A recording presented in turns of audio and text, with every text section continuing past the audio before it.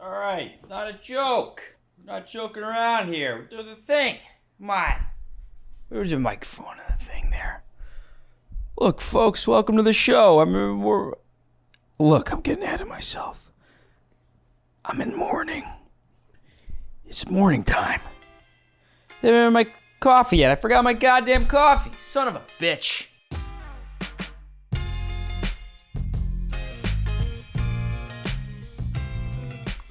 Where is it? Come on. She'll always put my goddamn coffee in the kitchen. Welcome, everybody, to the Tyler Fischer Show. It's great to see you. I can see you through these glasses. I'm in mourning. I'll tell you about that. So I got the glasses on. I will take them off because I made a rule. I made a promise to myself, actually. Some of you may recall, I said, if I ever wear glasses for the show, stop, unsubscribe, all that stuff. I also said if I ever check my hair during a show, unsubscribe. No, I never said that. We never had that deal. But let's just check it a little bit. I'm unshowered. Just woke up from a nap, and I wanted to do an episode. I had a loss in my family, and I have been having a rough couple days. And I thought this would cheer me up. I love you guys, and I love seeing you, and we'll get into all of it. But what I want to start with here is I got an agent.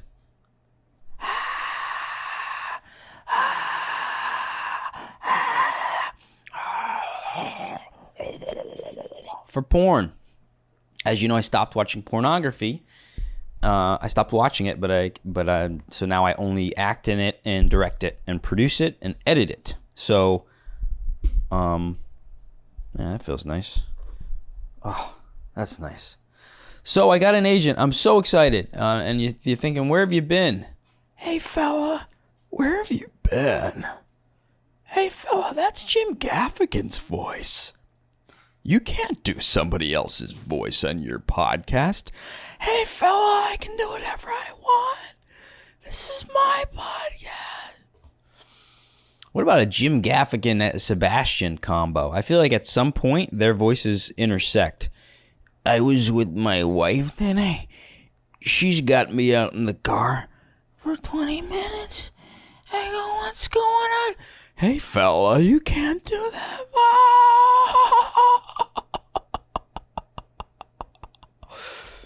The marriage of Sebastian and Jim Gaffigan. You couldn't have two different folks, could you, folks? Look, here's the thing. I'm getting ahead of myself. The point is I got a touring agent. It's been a goal. It's right there. It's on my list. If I talked about this on a prior episode, I don't think I did, because I think this is new stuff here. Hey, new stuff. All right. That's Mark Norman, who always asks me if I have new stuff. I love it because he keeps you writing. Whenever I see him at the comedy club, he goes, hey, you got any new stuff? I want to hear the new stuff, fatty. So here's some new stuff. I set up a tour. Me, my manager, John, and my new agent, which is 33 and West. His name is JJ. Great guy, JJ. We say JJ, right? So many ways to call it. We could call him Jay, Jason, JJ, J-Man, China virus, lab leak. We can say whatever we want. That's funny. You have to kind of sneak in your conspiracy theories. Maybe that's a new character, which is what everybody's been doing for the last 3 years. Big podcasters, everybody. Not here at the Tyler Fischer Show. We don't censor ourselves, motherfuckies. Motherfucker, what the fuck? So here we go. I'm sorry, I'm pausing because I haven't even taken in that my website is now full with touring dates, and we have barely scratched the surface. So I'm going to read the first batch of dates between comedy clubs sliding into my DMs, comedy clubs reaching out, word of mouth, my manager John, and we're just kicking it. We are kicking ass together, and then JJ now, and now like we'll get some DMs from. All right, let me just read the dates. Okay, so starting September 25th, Monday, September 25th, Old Man Hustle, Brooklyn. That's my show I do once a month where I work out material. I have like a surprise guest on. Kyle Dunnigan was on the last one. He got the boosters. Kyle gets all the booster shots. Kyle and I do a lot of impressions, and he's one of my favorite comedians. September 27th, I will be at the Houston Improv. 7:30, Houston Improv, Houston, Texas, September 27th. The 8th, I'm flying to Dallas, which Addison, is that close? Frankly, so close. We call it so close. That's the 28th, Thursday the 28th. Addison Improv. The 29th, then I'm flying to Texas for 2 shows at the Vulcan Gas Company, 8 o'clock and at 10:30. We sold out the 8, we added at 10:30. Why? Because I love you. I love you. Someone said you're doing it for money. Yeah, I'll show you the numbers. You want the numbers? I'll give you the numbers. This is for love, baby. We're doing this to live. This is keeping me alive. Honestly, one of the reasons I did this episode today, and I'll explain what's happening in my life, is because I so badly wanted to share this with you. Okay, so then October 4th, first I'm going to stick around and try to do the mothership. The motherfucking ship, Joe Rogan's Club. So we're working on that. I'll let you know. October 4th. Comedy Castle in Royal Oak, Michigan. That one is selling like fentanyl cakes. October 5th, Zanies in Chicago, Rosemount, Illinois, right near Chicago, right near the airport. In and out, baby. October 6th, Cleveland, Ohio. I'm actually getting emotional right now. Whew. October 6th, 2 shows, Cleveland, Ohio. Man. October 17th, Charlotte, North Carolina. October 18th, the Comedy Zone in Greenville, South Carolina. Then back to North Carolina on the 19th for Raleigh Improv. The Raleigh Improv, so great. 7 p.m. And then November 1st, Helium, Indianapolis. November 2nd, Milwaukee. The Bears. I don't even think that's what that's from. No, that's Chicago. I'll clear all this up before I do the show. That is just the first wave. Think of it as the first wave of shows, and it's really important. You get your tickets immediately. And then you get your booster tickets. Imagine selling anything like if you sold anything else like the vaccine, the COVID vaccine. You got to get your tickets. Then you got to buy your tickets every 3 months. So let's say you buy them today, which is September 9th, and then the show is until, let's say, May of next year. You're going to have to repurchase your tickets every 3 months. That is exactly what happened with the COVID vaccine. Everyone thought they'd get one. So my point is, imagine if any other product you bought, you had to rebuy it every 3 months, I guess, like a subscription. Which, okay. All right. Look, I ruined my own point because it's pretty much everything you have to buy monthly. But my point is, Fauci's going to need a new job. If you haven't seen the clip of him, we're going to have a fun show. The mocha hasn't even kicked in. Oh my God. I'm sorry. I know you shouldn't sip on the microphone, but let me explain to you what this is. This is a raw cacao powder, whole milk, espresso, ice, and butter, Irish butter blended. Oh my God. So I'm very, very, very, very excited to be teamed up with JJ, to be teamed up with his company, to be teamed up with John. Well worth the wait. Let me lean back. There we go. This has been a dream for 14 years. And this is also part of why I have not done an episode in a while. John and I have been taking meetings with, agents, all sorts of stuff. And we settled on this company because JJ used to be a music touring agent, and he's just a rock and roll. He's a rock and roll dude, and I like that. And he's gritty, and he picks people based on talent. You've got talent. That's my only Howard Stern. Robin, he's got talent. I can only kind of whisper it. You've got talent, Robin. He's got talent. So, anyways, these things take time. He saw me perform 2 years ago. I didn't have a following, and so you can't sell tickets without a following. And so big shout out to my friend Lucy at Zany's. Lucy's the booker of Zany's Comedy Club. Just a amazing woman, amazing person, amazing booker, because that's one of the best clubs in the country. And she did not have to book me there. There was no, I was barely touring. There was no evidence that I could have sold out the show or done good ticket sales. But my buddy Rocky Del Davis, who's hilarious, and check him out if you see him on tour. He put in a good word, and she gave me my own hour show, and then she called a bunch of agents. She didn't have to do any of that, and hooked me up with JJ. So huge thanks, and if you're in Nashville, go support Zany's. It's just it's a special club. And I don't know if I told y'all last time about my trip to Nashville, but I got to open for Mark Norman. Me and Theo Vaughn opened for Mark Norman. I mean, just let me take the head. I'm overclamped a little bit. I didn't know he was going to be there.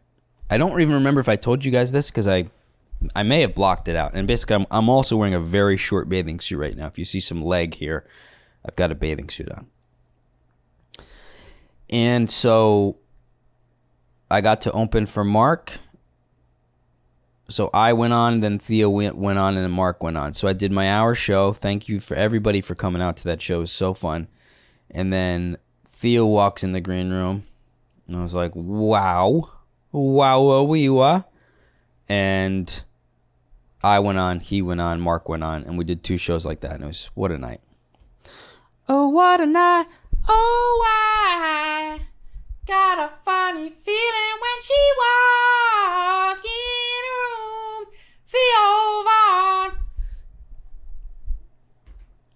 I'll explain all this to you guys. I'll explain. Not that I have to make excuses for my behavior right now, But we're just getting started, is my point. We're setting up show. We just got an offer in Toronto. As you know, I love Canada so much. And, well, part of it. You get the same shit going on there. Some people from Canada will come to the Comedy Cellar, and I'll go, Canada. I'll go, do you know Jordan Peterson? And they're like, oh, that racist, rapist, radical, right-wing insurrectionist. He supported the trucker convoy. And I'll be like, well, maybe somebody else did too, bucko.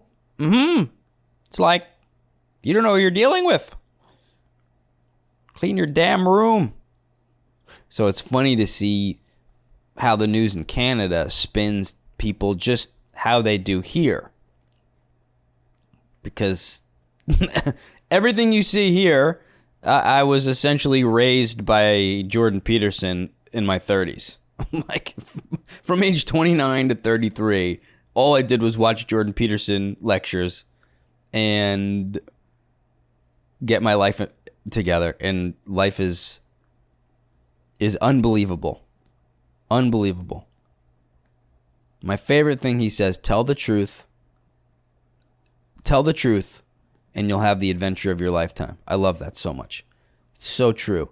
Tell the truth, and only good could come from it. It's really amazing when you let it sink in.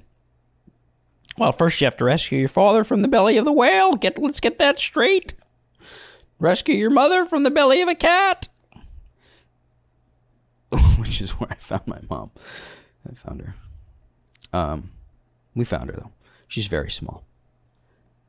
So tell the truth, and you'll have the adventure of your lifetime. And the best possible outcome is revealed from the truth. Even if that is, I told someone the truth and I lost that person in my life.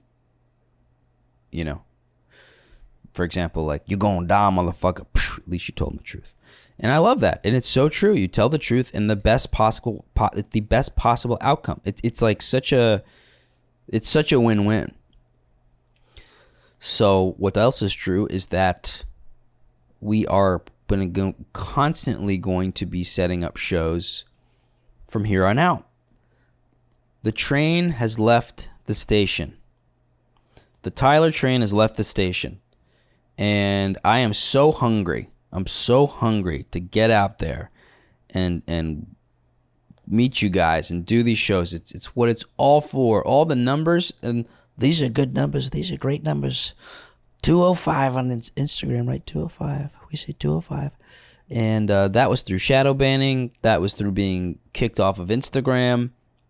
To get to 205,000 followers on Instagram when I was living under a black cloud, physically, psychologically, and shadow banningly, is unbelievable. And YouTube is the only platform I haven't been shadow banned on. And so YouTube's a more honest version, I think, of what all the followings would be. You know, I digress, and I don't want to sound like I'm complaining, and I don't. This is a war. We're in war. We're at war.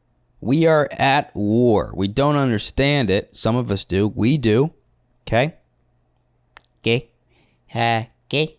That's what I do when someone calls me a piece of shit white guy. I go, okay? Midnight is speaking okay? Okay? Me white? No white? Midnight, you want white sauce? That's what you got to do. You want to go mentally retarded, foreigner, autistic. You want to be on all the spectrums. And then they go, I'm so sorry. I didn't know you had this resting colonizer face. I didn't know you were so ethnically saucy. And you go, it's okay. It's okay. And then they back the fuck off. And I'm not even joking. I do that on the street, dude. I do that on the street. I've gone up to women both ways where I'm like, hey, like, can you tell me how to get to the fucking pussy town or whatever? And they go, fuck you. And I go, hey, show me, don't need to get to the pussy town. And they go, what? I'm sorry? Do you want some money? No, I get the pussy town. They're like, what? Puss town? Hope you're taking notes, because this is just the way to survive now in New York City. Okay, so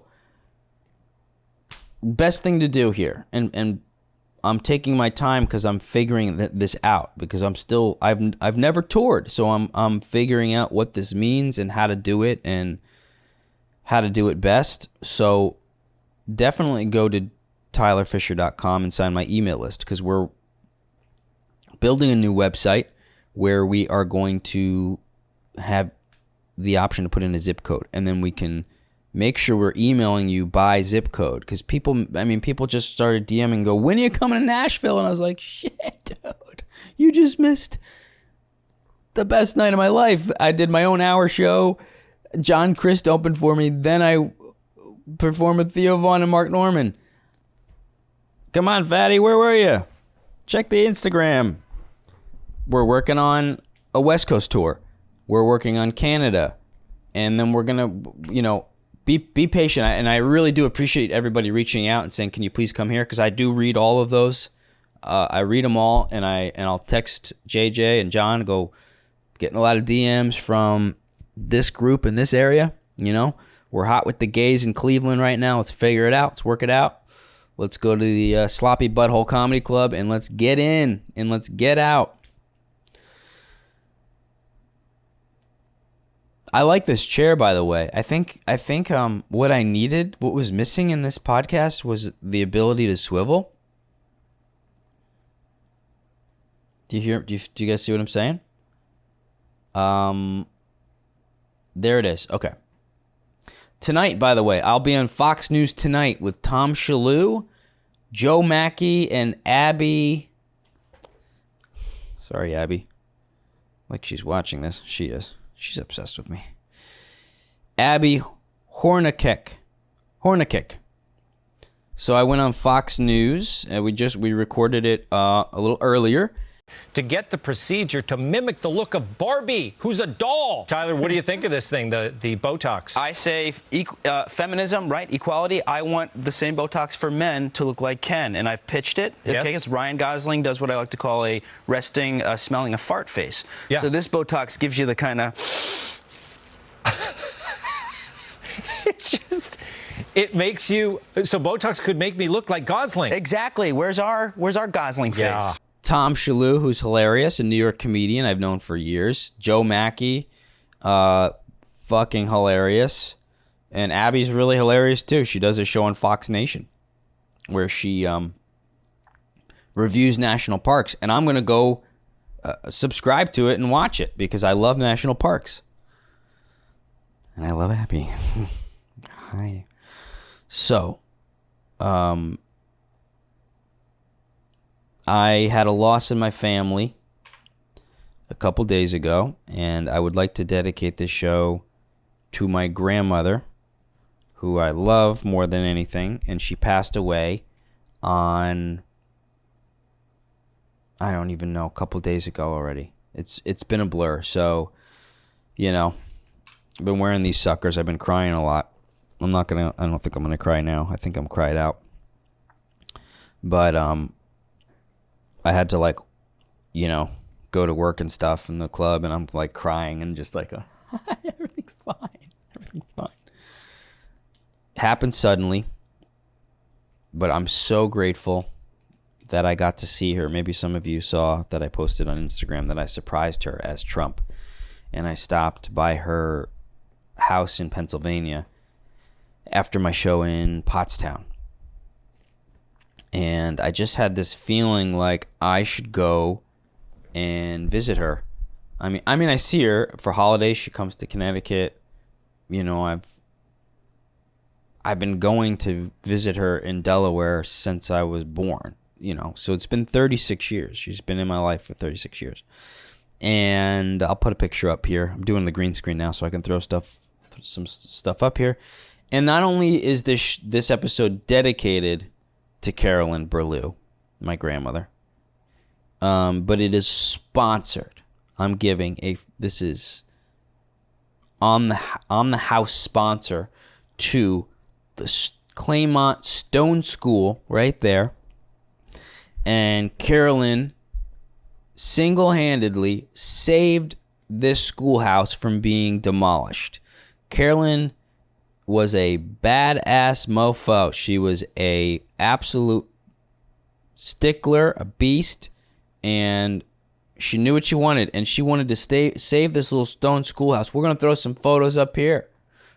And so this has a lot of meaning in my life. They were going to demolish it. It was like one of the original, you know, old stone schoolhouses where our ancestors used to be taught in this one little room. It was 8 people, and you end up marrying your cousin. And so this has been a huge part of my life, and I feel so lucky to have a grandmother that I have been in contact with for 36 years. And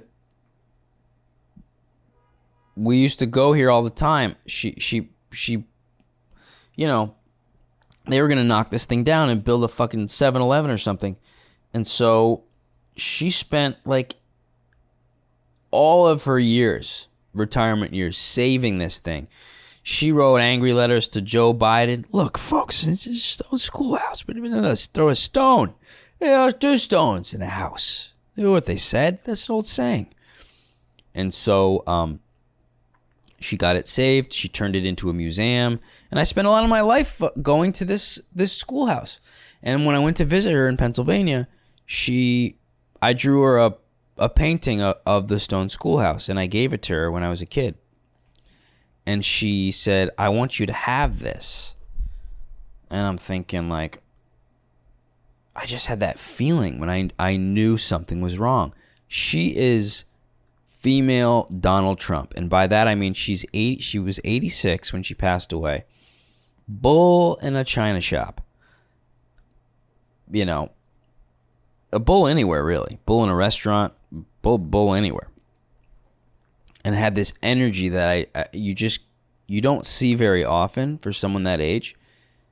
And so I think she was declining, and she either didn't know how bad it was or she didn't tell us.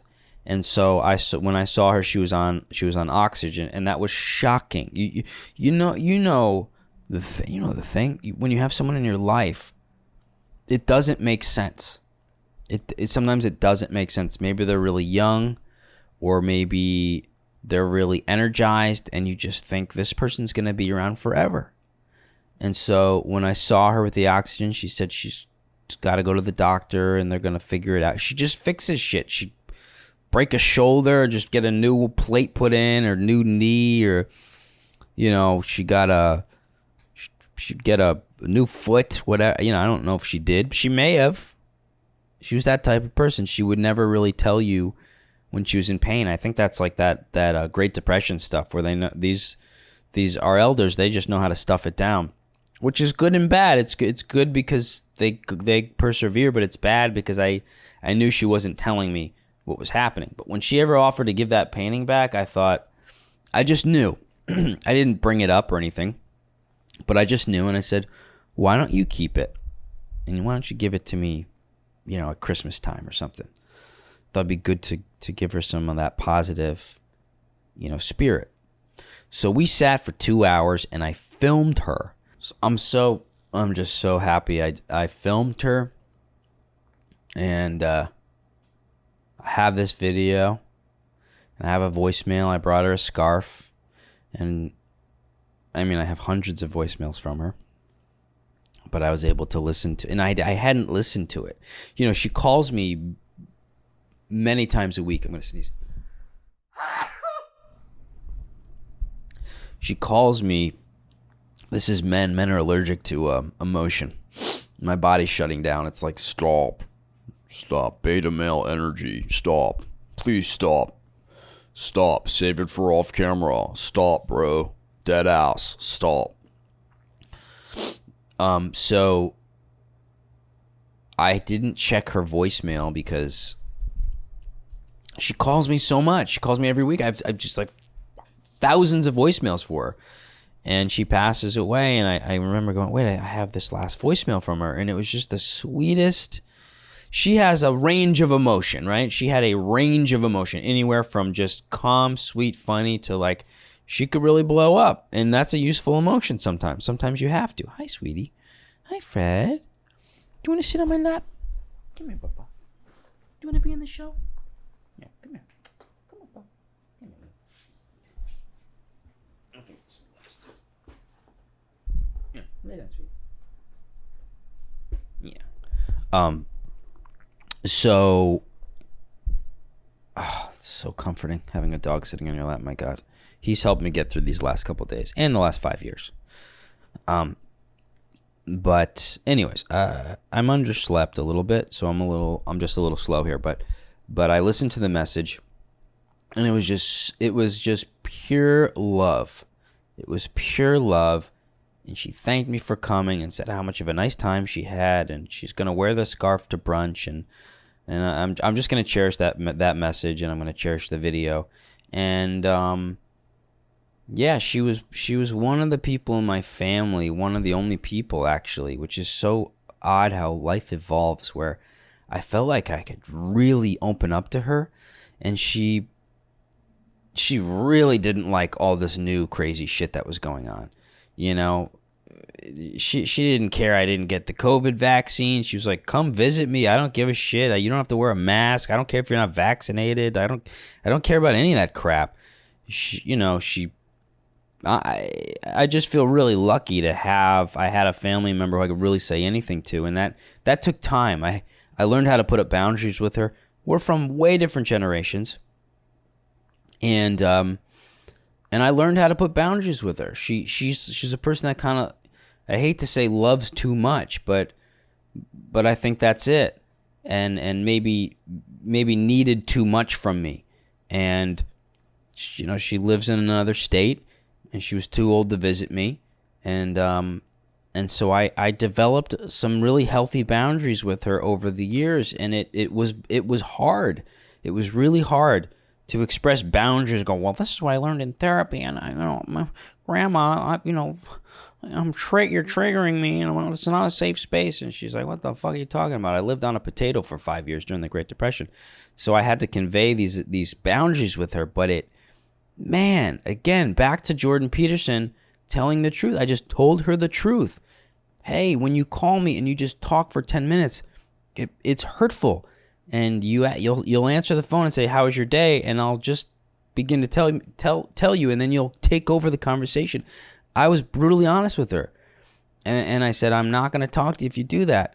And she respected my boundaries, and I respected hers, and it took years to get to a place where those 2 hours I spent with her were magical. They were unbelievable. And that took a long, long time. And the boundaries saved the relationship. I think I probably would have run away from her and cut her out of my life. But I said, I don't have anything to lose here. And she's my grandmother, and I love her, and she loves me. And I said, what the hell? I'm going to try this. And I tried it, and she respected all of them. I made this rule where we're not allowed to talk about other family members. Because I think that's I think that's between you and your other family members. And so I said this, I know you're very emotional about the stuff, and a lot of really traumatic stuff happened in my family, like just brutal stuff that nearly shattered my family. And so I put these boundaries up, and I said, it's too much. When you and I talk, it's about me and you, and it's about what's going on in my life and your life, and that's what we're going to share about. And by golly, she respected the boundary, and I got to have a few years of a really special relationship with somebody who I thought that would never happen. And she watched this podcast. She probably watched every episode. She shared my stuff with her friends. I was able to go, hey, here's this new joke. I would show her the jokes, and it was amazing. And so Carolyn Burlew, this episode goes out to Carolyn Burlew, one of the best Stone School savers. We call them. They said, sir, nobody's saving. So Stone School is quite like Carolyn, right? Quite like Carolyn. So Carolyn Burlew, I love you so much, and you're going to live forever in me. That's what you're going to do. That's what you're going to do. And that was part of what I did when I was mourning the other day and crying and stuff. I was like, man, I think our DNA's connected.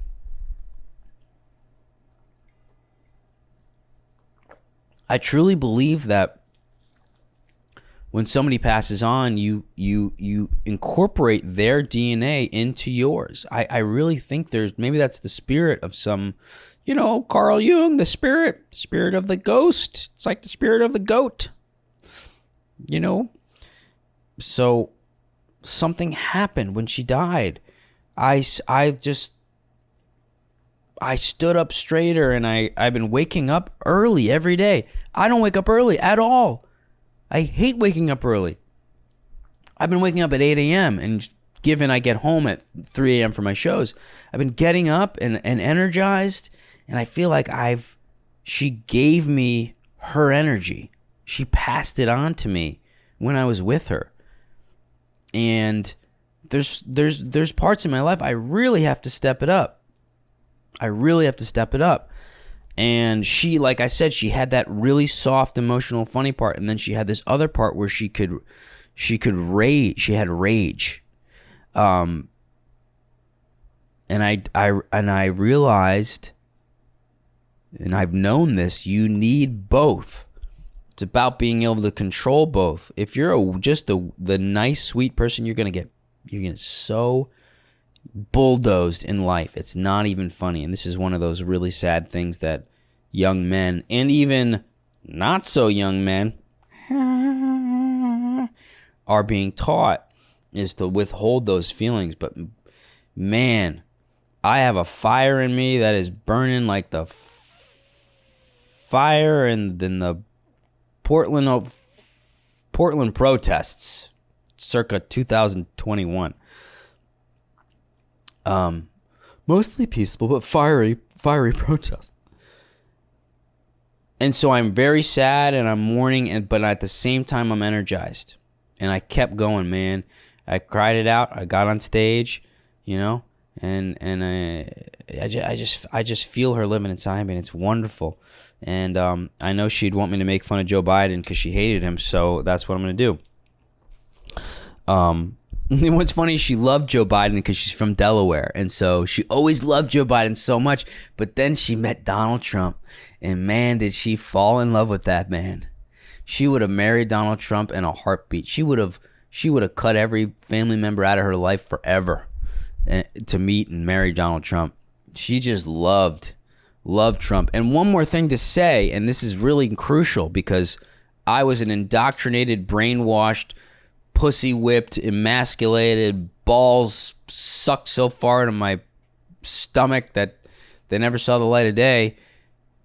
She loved Trump first round when he was running in 2000. I don't even know at this point, 16, I don't know. And I was so brainwashed to hate Trump that it ruined our relationship. It really did. And I just was like, how dare you? I was like a little Greta Thunberg. I was just, how dare you like such an orange man? It's so orange. Orange is bad for the climate. Orange is killing the seals. How dare you? And we went at it for so long. And then once I started to have my great awakening, which is, wait a minute, it's not left versus right. It's tyranny versus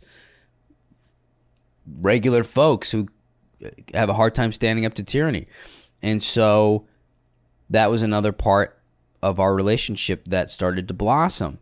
And she loves Fox News. And again, I was trained like a North Korean child to hate Fox News and anything it represented. And here I am tonight. I'm on Fox News, and was more than happy to take the invitation. And I wouldn't go on any show on Fox News, but Tom Shalhoub was great, and they let me tell whatever jokes I want. Think about that for just a second. Imagine me going on CNN.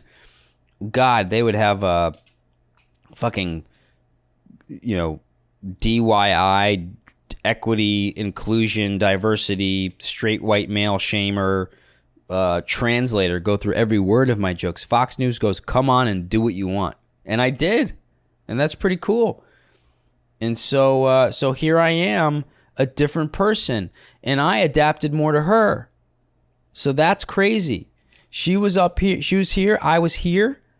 And she came down to me with the boundaries. But my life changed so much where a lot of the stuff she used to yell at me about was true. It was true. Worrying about the country's going down if X, Y, and Z gets elected, or these policies are pushed, or this, that, and the other. Of course, there's some nuance. No politician's perfect, but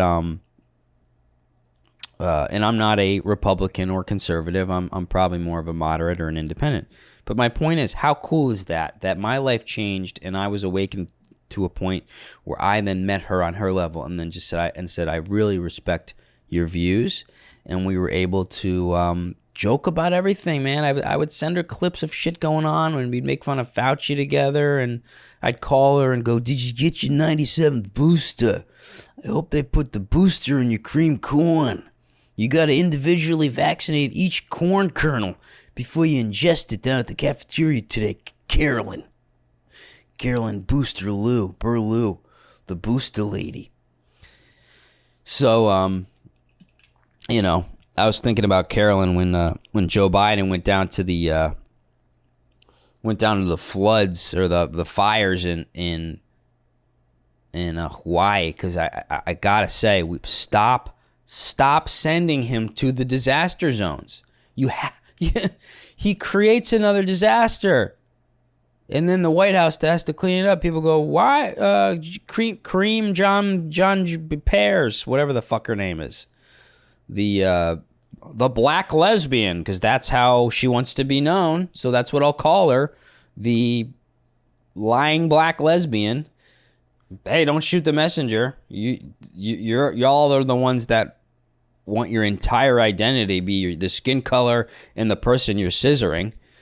And don't run with scissors, folks. Not like that. That's how I used to run with scissors. I watched so much porn. I was like, this is how you're supposed to run with scissors. You want to keep them connected there. You don't hurt yourself. But they send him to these disaster zones. He makes a fucking fool of himself. And he does the last thing you want to do when somebody's going through a tragedy. You know, I reached out to my 3 bro friends, and it took me days to go, guys, I need help. I'm struggling here. I lost a really close person in my life, and this funeral is going to be tough. I'm going to be around family members that aren't talking to me right now because of my views and my jokes and my thoughts. I'm around my mother, who her health has declined.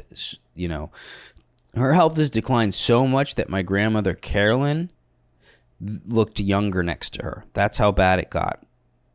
So I've got a tall order to show up next week. I'm going to have to be a fucking military officer. And another Jordan Peterson thing that helped me is a goal. One of your goals in life can be to be the strongest person at your father's funeral. And man, that'll make me cry just thinking about it. And so that's my goal, is to be as strong as possible at that funeral. It's going to be really tough. So I texted my friends and I was just like, guys, I need help. You know, I need support. And they reached out and they just said, hey, come on, let's go for a walk. I went and hung out with my friend Ryan in his music studio, and we listened to music and just hung out. And they weren't like, well, I know how you feel because my grandmother died 40 years ago, and I know how you feel because my cat died. And no, they were just there for me and offered their sympathy and their support, which is the best thing you want to do when somebody passes or you go through a tragedy. Joe Biden has not gotten this memo. He tries to make it about him. He tries to relate it to him and his life. And it's absolutely humiliating. He went to the fires in Hawaii. Look, folks, what's going on here? I flew down here. I flew down. He's always got some kind of ice cream cone or like some ice cream debris, like some cone chunks or some sprinkles, or I think they call them shots in Delaware. And I will respect that because that's where I grew up with visiting my grandmother. He's got some, got some shots in there. A little vanilla with shots. Look, I know what you're going through here. I know exactly what you're going through. Look, I know what you're going through. He does the yell and then whisper thing. Is that like a Tourette? What is that? Look, I know what you're going through. I went through the same thing. It's just a tragic time in life. Not joking around here. Odd communication style. Fred's getting uncomfortable. But he tried to relate to these people. They lost like, God, how many people died and houses gone, a whole fucking island wiped out. Folks, I know what you're going through here. People dead, died, lost. No, houses burned to crisp. I have a similar situation. 1955.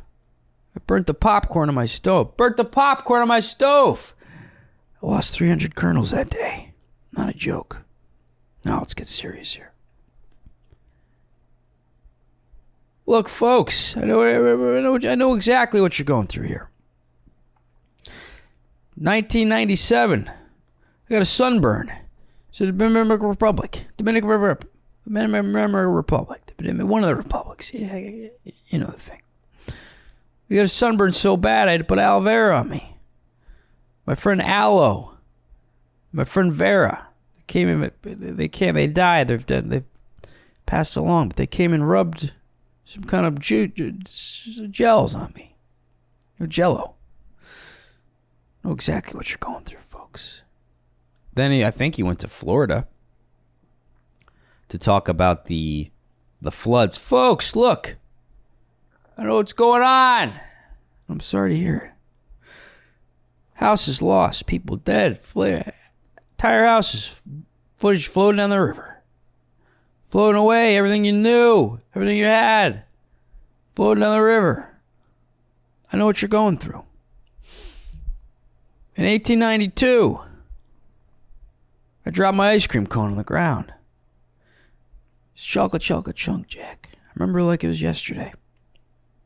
Just like your houses, my ice cream cone fell in the real puddle there. The sidewalk puddle. My dog gets emotional during this part. He was there. I almost lost him. The little chocolate chunks that started floating on the river as ice cream melted. Each chunk reminded me of each house you lost. We're the same person. Look, folks, in 1643, I spilled a drop of lemonade on my tie. It was like the tie flood. It was like a flood in the tie. A tie flood. Corn Pop was there. He wrung it out with the chain. He took the chain, wrapped around the tie, and squeezed the water. Little black boys and girls came and drank the water from the tie of the lemonade. I gave them free lemonade because I love black people. I know what you're going through. Not a joke. This guy's not joking around. Of course, you have Eric Adams, who's now also wearing sunglasses when he's giving speeches. Not a good look, by the way. Take off the fucking glasses.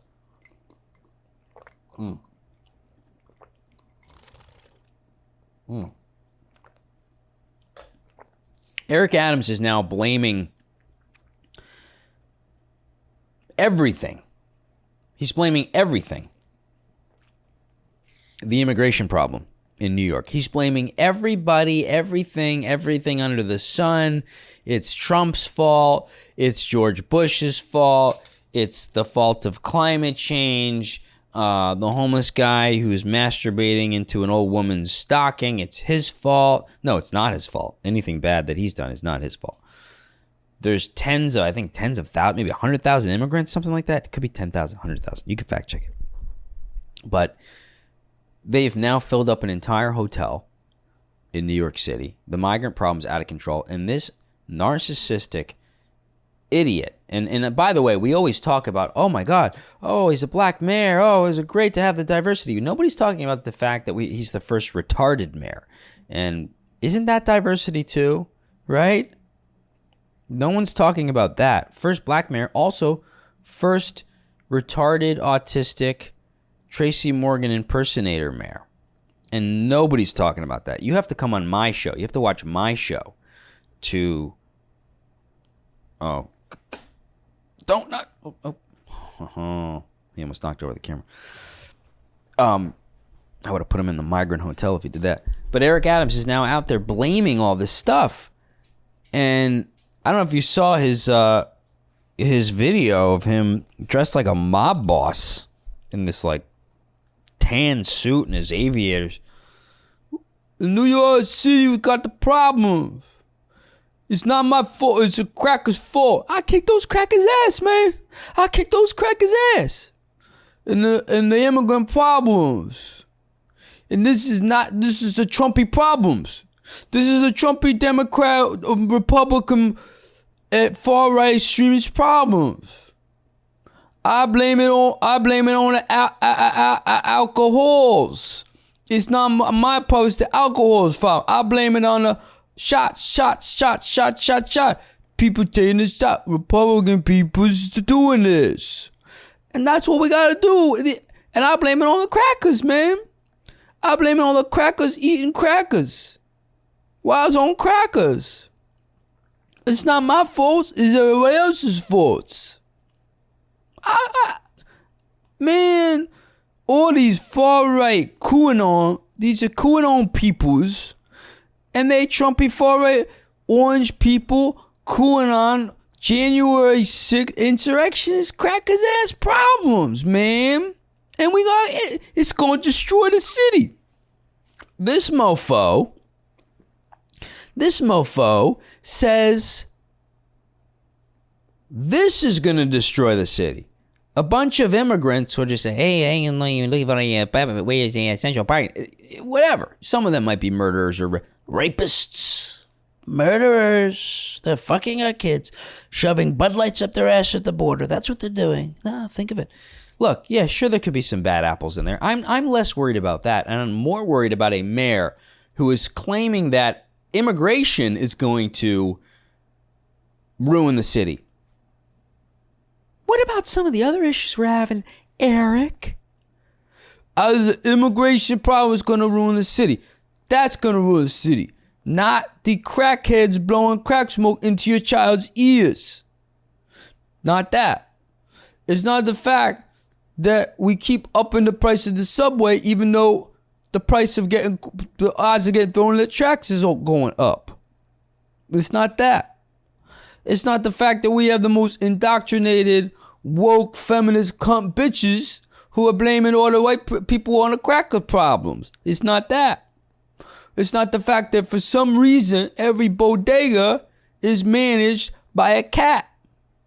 And you coming in a cat looking in your face, you're going, how much of these pita chips in the cat goes round?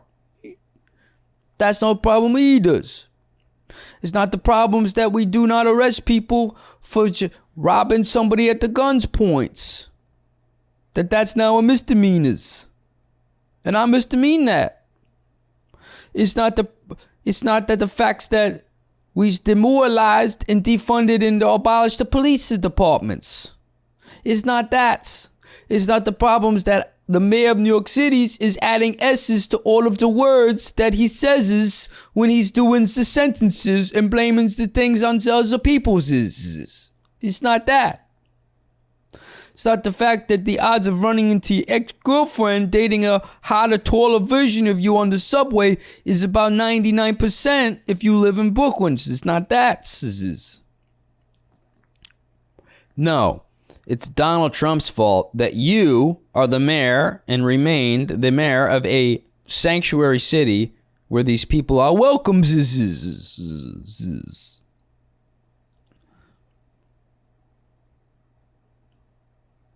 It's not the fact that you cannot have a gun in New York City to protect yourself, but you can have your penis out on the subway as an open carry. And you can shoot your rounds of ejaculates on the peoples.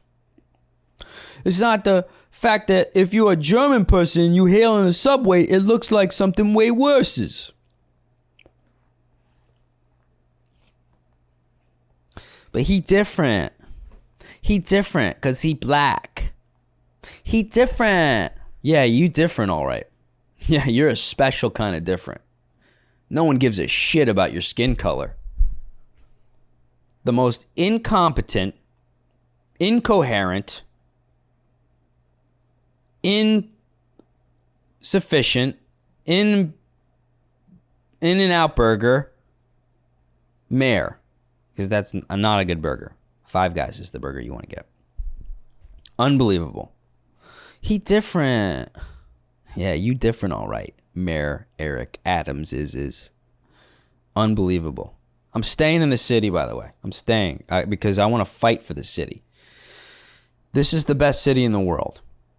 I get to Uber, and I'm fortunate enough. I take my money from my comedy sets and I put it into taking Ubers into the city. And because I continue, I also bring my laptop, so I edit there. And this city is unbelievable. It is unbelievable. And I'm going to stay and I'm going to fight for the city. I appreciate you watching. As a reminder, go to tylerfischer.com and check out those tour dates. When you sign my mailer on there, there's going to be a pop-up to put your email right in. Don't do that because you can't put your city and state. So X that out, and then you're going to see my email list in the body of my website where you can put your city and state. We are tracking you. We are watching you, okay? We are like the CDC of comedy. We know exactly where you are, and we want to fucking make sure that you're doing the right thing and you're getting those ticks. So that's that. Please like, please subscribe. If you want to, I don't know, comment, put something in the comments. I don't know. I'm trying to dictate what you guys are commenting. You can say whatever you want. I know last time a guy said, wow, this is 60 minutes and it was only 30 minutes of entertainment. So I want to say fuck you to that guy. That ain't bad, by the way. If you could be entertaining 30 out of 60 minutes for a 100% improvised podcast, hey, comedy, you're doing pretty good, fatty. Praise Allah. So I appreciate you, and I love you guys, and all of your support is the reason that I can tour. So give yourselves a pat. If you're like, oh my God, he's coming to my city. I've wanted old T-Bone there slinging his little jokes for a long time. Give yourself a hug, because every single thing, every like, every comment, every share, every prostate massage, everything has led to getting the attention of an agent who saw the potential and saw enough growth that I can sell tickets. It is a brutal world out there, man. I am learning a lot about this. Touring, deals, comedy clubs, like it's rough stuff for comedy. But I've got a strong team now, and hopefully I'll be able to get somebody else on as well to help with all sorts of stuff. But a lot of exciting stuff going on. If you want to see some of those new Biden jokes are on Instagram. I put some up. I put up my favorite joke about Trump's speeches and Trump's dancing, and much more to come, man. I'm just thrilled. I'm thrilled, and to be able to have a life that's fulfilling now, and busy and structured, and involves so many awesome people, and I'm like meeting you guys everywhere. Like, guy popped up in a cafe last night. Let me say thank you to him, because honestly I've been feeling a little down, and I've been sleeping a lot and crying a lot. And then I met someone last night in a cafe, and he goes, I love your podcast so much. And I go, I got to do an episode. Sometimes it's vulnerable to just talk for an hour, but I want to give a thanks to, where is he? Come on, baby. Come on. No. Gah. Did he get smoked out? Mendy. Hi, Tyler. I'm Mendy. I'm that fan that harassed you at Cafe Reggio. That's next to the Comedy Cellar. First of all, you didn't harass me. I mean, I wouldn't call an unsolicited blowjob harassment. I needed it. I was down, baby. Anyway, great to meet you in person, and I'm looking forward to see you live at one of your shows. Good luck to you, and keep making people laugh. Thanks, Mendy. And thank you, Mendy, because you literally gave me the energy needed to record this. Fucking love you guys so much. All right, do something nice for yourselves this week. Have an awesome day, week, and I love you.